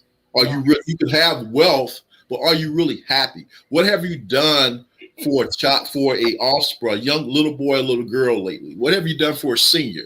Have you said, one of the things that I loved about late Bob and Dick Gregory is whenever we would travel, he would always, if you get on the elevator, say, "Hey, how are you? How you doing? How's the family?" He would always say, "How's the family?" And Dick was always, very boisterous when he talked about Europeans. He didn't care where he was. But when he passed you by, he say, "Hey, how's the family?" So we have gotten so caught up in arrogance that we've lost that connection with nature. We don't. When the last time you actually just, outside of a zoo, looking at nature and having a concern about nature, about wildlife. We have not done that. It changed me. I will say that, things that I used to take, like even if a bug, I don't work good with ants. So I had some ants come in yesterday and get into my cat's food. And so I had to get the spray out. But, those little, they call them these little crickets or a stink bug or something gets in the house. I used to kill those things. Now, if something gets in, I do everything I can to help it out, to get out of my house without killing it. I don't, before I felt such, like I said, my connection to and to everything became so much more intense and so much more. I felt I was connected. And how could if I killed that, then I'm killing a part of me. It changed me. It changed my, I would literally help a bug out of my house, except for ants. I won't help ants. I will spray them because they're not easy. You know what I mean? But I'm just saying, other than that, it just made me connected more. And while you were saying some stuff, I was thinking about how we become more, how we just get stuff, and we don't appreciate what's naturally there. And then that stuff, it has no value after a while. And I don't know, in my book, I wrote a poem called Clutter, which actually, as I'm sitting here in my office, I'm still in that state of stuff, but what it says is, all around me, I can see things that one time interested me: clothes, books, shoes, junk, pictures, papers, and overstuffed trunk. So many memories from my past, things I need to discard and fast. Broken promises from advertisers, things that would make me thinner or wiser. All my indulgences I wanted, I got. But am I happy? No, I'm not. Wasted money, wasted time, forgotten memories in my mind. Oh, where did that come from? How could I have been so dumb? Got to get my life on course and clear the path of all remorse. I'm tired of all of this stress. I need deliverance from all this mess. And when you get out in nature, all that other stuff, all these acquisitions that we think we have to make in life, and things that, like I said, I got stuff that I'm getting ready to give to I don't care who. And Grand Sheik has a tendency when he's here. I'm getting rid of stuff. Like, I'll take that, I'll fix that. And I said, but you won't let me throw it away because you're gonna take it, but it's still in my house. And common sense told me the other day, stop telling him you get ready to get rid of something and just get rid of it without telling him, because he keeps everything. But I'm at a place now where I want to simplify my life. I want to downsize because these things don't matter, and all they'll be is things that others will fight for, or maybe just toss away because it didn't matter to them either. So while you have the time and the ability to have, you're in your right mind, you have your health and strength, you can make choices regardless of what's being said, because I think we buy into the narrative with regard to, they're going to do this and you're not going to be able to do this, and you're not going to be able to go there unless you. And I was thinking, well, damn it, I ain't never went to Broadway anyway. So what? Why now all of a sudden I'm gonna want to go to Broadway? I'm going to actually get something put in me so I can go to damn Broadway. That's the problem. Too many people are going to Broadway. I'm on the straight and narrow, and my narrow path is a truth walk. You know what I mean? I am not being blindly led, by what I hear being told over the television, or the catch you in the net. I'm not. That's not what I'm about. You know what I mean? I'm about creating my own reality, and I hope that the people that are listening to us today take that same approach. If you are an office hours with Dr. G or House of Reawakening Minds, regular, then we invite you really to open your mind to all of the possibilities of creating a reality that is outside of the narrative. I'm a glitch and I'm a cog in the wheel. I'm a glitch in the program. My glitch T-shirt. As a matter of fact, my glitch T-shirt is going to be coming out, and hopefully, speaking of T-shirts, y'all see the T-shirt I got on, and it says the blood don't lie, people do. Know your bloodlines, you sanguinists. That's one of my new T-shirts, which is available in addition to the shirt that Grand Chic had on. We have a new shirt, Dr. We have a new. Let me pull that up for those who may or may not have been on. We couldn't get his picture, get him on teaching last Friday, so I had to shoot a picture of him and post it up. Let me get to this thing. All right. Y'all give me a second, or actually, let me do this for. Because we're coming to the end of this particular program, and I just wanted to make sure that I kind of let folks know what we're doing. And let me get this picture. I want to put this picture up. I think I will. This is a picture of Grand Chic and Grand Chic time to repay in our new T-shirt for House of Reawakening Minds. It's House of Reawakening Minds, and at the very bottom you can't see it, but it says Reawakening Minds, one mind at a time. Are you awake yet? And that design was drawn by Grand Chic's son, Brother Shamsuddin. Grand Chic, and Grand Chic is Prime Minister Doreen Bay's son, did the design for me. I kind of told him what I wanted, and he brought my vision to life. So we have these two shirts right now, and we have more to come. Let me get from out there. But this one, I love it. The blood don't lie. People do. And I know somebody said, put it on Facebook today, that you absolutely cannot wear white after Labor Day. I'll put down there, I can wear anything I want to at any time, any color, whatever suits my fancy. And white worked really good with this blood running down the front. It says the blood don't lie. People do. Know your bloodlines, you singleness. And then you got my Dr. G over here. But we have that shirt, and like I said, this shirt that you saw, let me get it right, which is House of Reawakening Minds, one mind at a time. Are you awake yet? And I thank all of those who were here on the 27th that actually got their shirts. Really appreciate it. We will be sending them out. The order form will be up shortly, but just wanted to let them know. I got to get mine. And well, I'm going to see you on the 22nd the 22nd and 3rd, that week. 23rd, which I believe that's a Thursday, Friday, right?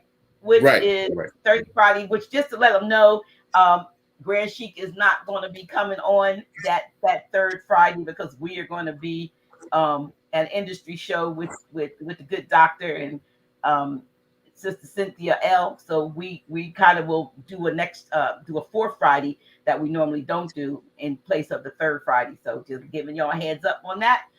Let somebody know. But this has been, of course, I can go as long as we want. But I wanted to make sure, because I know you sleepy, because I see your eyes crossing.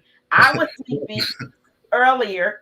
Thank you for waking me up at 7:15. Because and I know why. And listen, since we're talking about health and stuff like that, I'm gonna tell you why I was sleepy. I was sleepy because I went to pick up some more, and the Chinese restaurant was there, and I got some doggone shrimp. What do you call it? Shrimp tempura. No, the noodles, whatever the noodles are. Lo mein, and they probably put some MSG or something in it, because I ate it and I came right home and I fell out until you called me. Yeah. Well, I'm gonna wean myself away from that mess, because that's kind of like all I eat. I got salad in the refrigerator. I make salads, and that's what I should have been eating. But of course, I saw the restaurant when I went to pick up my packages. No, I knew I was going near the restaurant when I went to pick up my packages, and I fell off the wagon. So I know. I know that I got to do better. I mean, we need to be honest about our own shortcomings. You know what I mean? We need. Absolutely. I mean, I mean, if you want to indulge in certain things, I mean, the bottom line is not going to kill you if you have, because you look at when I was in school, I would see Asian people eat some of everything, but again, they have longevity. There's a '90s club in Japan, and they skate. They're playing bridge, they're smoking. It's a '90s club. All these people, hundreds of people, are in their '90s, and so life is about balance. It's about because I've known vegans. Again, a short story. I know 3 vegans. Well, I take it back, 4 that ate soy for 20 years. 3 of the 4 died of breast cancer. Wow. Okay. The one of them survived was one of my clients. She had the most gross form of cancer because it actually manifested through the breast, very gross. Mm-hmm. And this is like almost 7 years ago, she survived. But a lot of times, a lot of vegans back in the day would eat soy burgers, soy cheese, and don't realize that the soy, even the Asian people, until they perfected fermentation, they avoided the soybean because they knew it was toxic, and it breaks down this tumor suppressor gene. When you indulge in these certain things, a lot of vegans, indulge in more processed food. So we have to be very, very mindful. It's like you can't have this like people eat that are carnivores. You're a carnivore. But if you're a conscious carnivore, you're not going to consume commercialized beef or chicken because that cattle or that chicken has been abused in the process. Then it's been doped up with different chemicals to preserve the life or whatever, hormones, bovine growth hormone. I mean, again, when you're looking at, you have to be real mindful. I mean, GMOs, for example, genetic engineering, they can. Right now, what they take is the gene of a spider or DNA of a spider and put it in the gene. See, now they got you frozen. Can you say that again? Can you repeat that? Because you froze right there. In genetic engineering, now they're taking to make spiderweb protein. They're taking the DNA of a spider and put it in the gene of a goat to make so the goat actually produces a spiderweb protein for bulletproof vest. Okay, there are rice farms that have 10 to 15% human gene in there. There are there are strawberries that have a jellyfish gene in there. So we have to be very, very mindful because these are the NutriSins. That was another book I'm coming out with, NutriSins, but nutritional sins that we take on as food that are out of balance with nature. And again, so we can't just go by the appeal on a package, on advertisement. We have to really become analysts, and we have to make our diet even more simplistic. Like you were talking about the noodles. I mean, soba buckwheat noodles, lo mein, udon. These are very simplistic meals that can really, be very filling. Like I had some lo mein noodles about 2 weeks ago. I had some broccoli. Lo mein is different than ramen. Yeah, totally different. I mean, people are really causing. I had lo mein today. I had shrimp lo mein, but it probably has some MSG in it. I don't know. Yeah, I mean, from a restaurant, but what it's much better when you prepare it yourself, right? Of course. But if you're out and about, like I said again, you detoxify, flush yourself. Again, but take my CKL. Yeah, but so it's about balance, and somebody asked if soba noodles are okay, and yes, they are. You recommend? Did you send me soba noodles? Yeah, soba buckwheat. Buckwheat is very, very nutritional for the body. It's not your standard wheat. There's a, GABA rice, there's gingerma rice, there's forbidden black rice. There was also at one point, was only made for the royal family in certain dynasties. There's many, many different foods out there. We have to diversify our diet, and this actually can be much more economical than buying all this processed foods. But I want to, when you were talking about connecting with nature before, it's a song that came out of the That's the Way of the World album by Earth, Wind and Fire called It's About Beauty. And I think people should listen to that. And Maurice White talks about simplicity, everything around you. He said the birds and trees. And if there ain't no beauty, you got to create some beauty. And that's what we got to start doing. We got to create beauty within ourselves. We got to elevate ourselves to a higher state.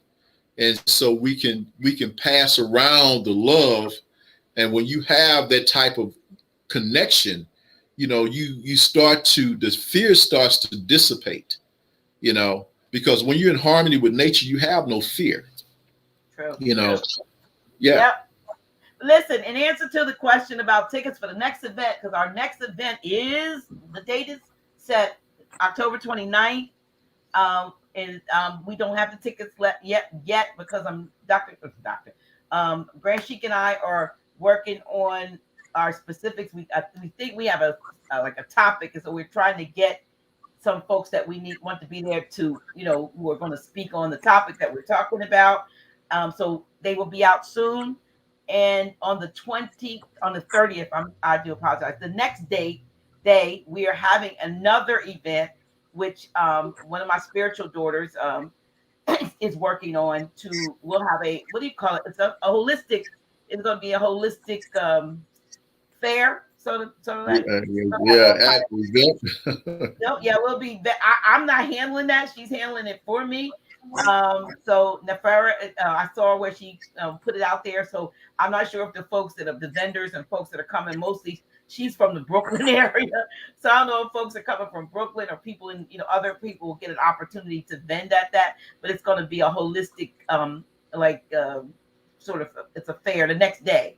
But on the 29th, we are going to have that event with Grand Sheik, myself, and some guests. It'll be a little different than the last one. And give us about another week.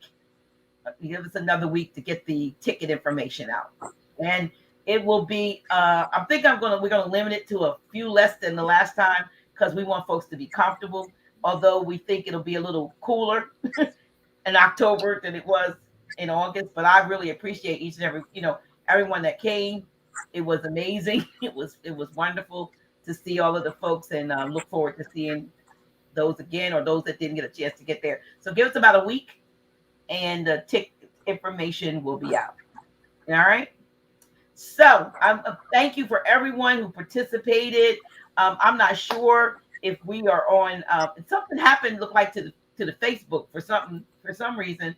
The Facebook feed looks like it didn't go through because only people I see are on YouTube. And I'm not sure whether they're on Dr. G is official or whether or not they're on House of Reawakening Minds, because it's running on both. But it's, share this video. Please share this video. Let somebody, even though they may not have been on the live, there was some real good information that Dr. Botanica and I have presented. And reach out to him and reach out to the other vendors. Shout out to Brother Dave Levi Bay, who's in the chat, another great holistic practitioner in and of itself. Like I said, reach out to the vendors. A lot of the ones that you see advertised here are holistic practitioners or vendors. So please, please, please, if they're on here, then, I can't vouch for 100% for everybody, but they've been on here for a while. And there's some people that I've taken off because when folk mess up, I take them off. I don't want to advertise them. So if I'm advertising them, then as far as I'm concerned, they still good with me. Information will be out soon about how you can get your shirt. I'm just trying to get the link right for PayPal because of the sizes. So as soon as that is straightened out, then you'll get the link to purchase your own T-shirt.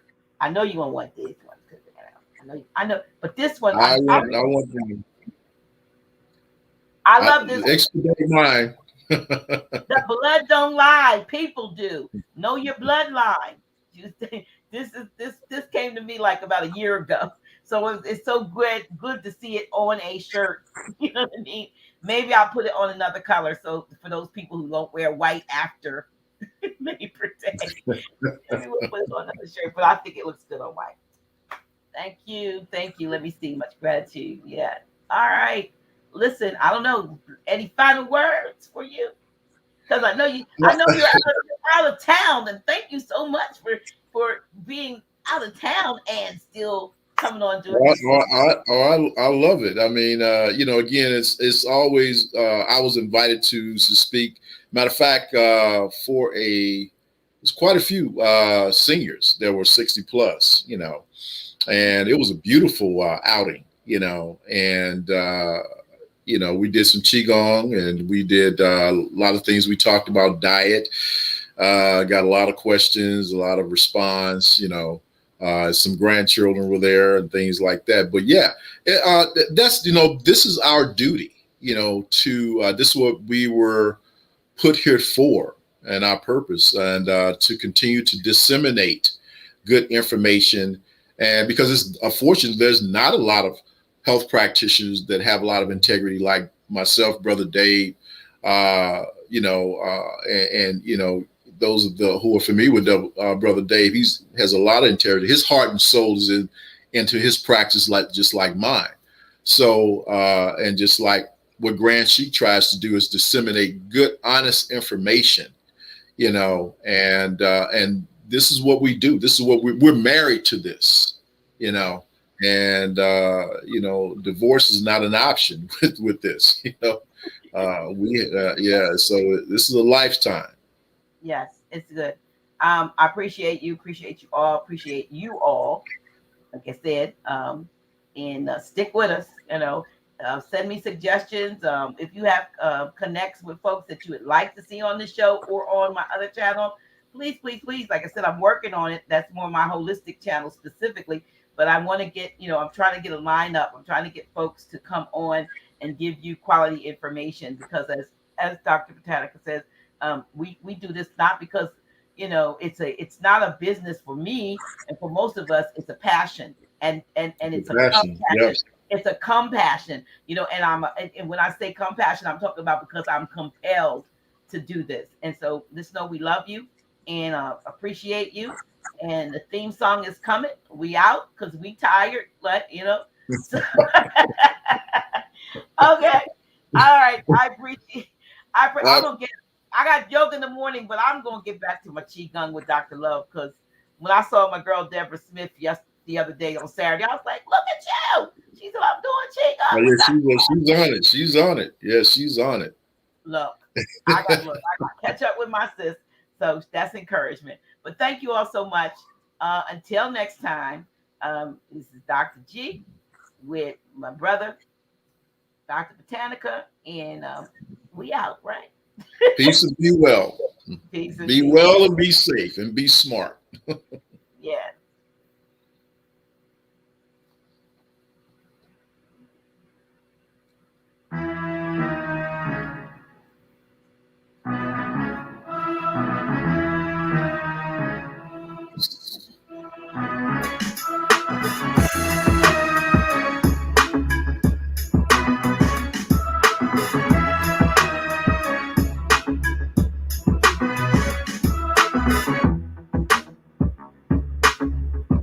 Dr. G.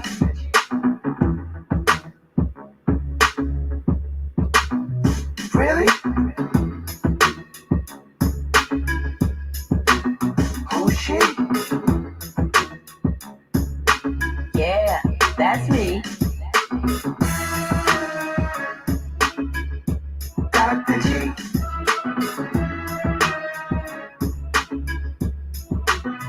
Really?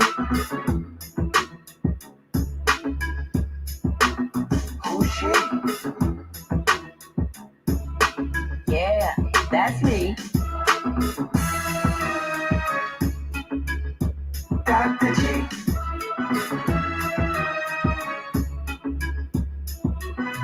Really? Oh shit. Yeah, that's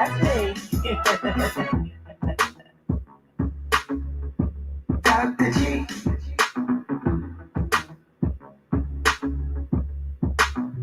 Really?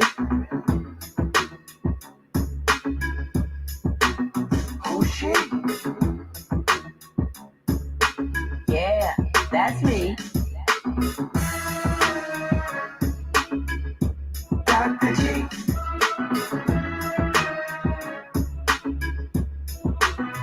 Really? Who's she? Yeah, that's me. Dr. G.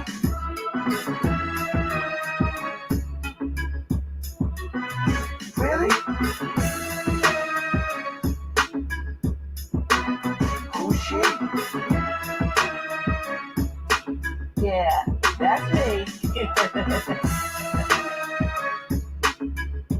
Dr. G.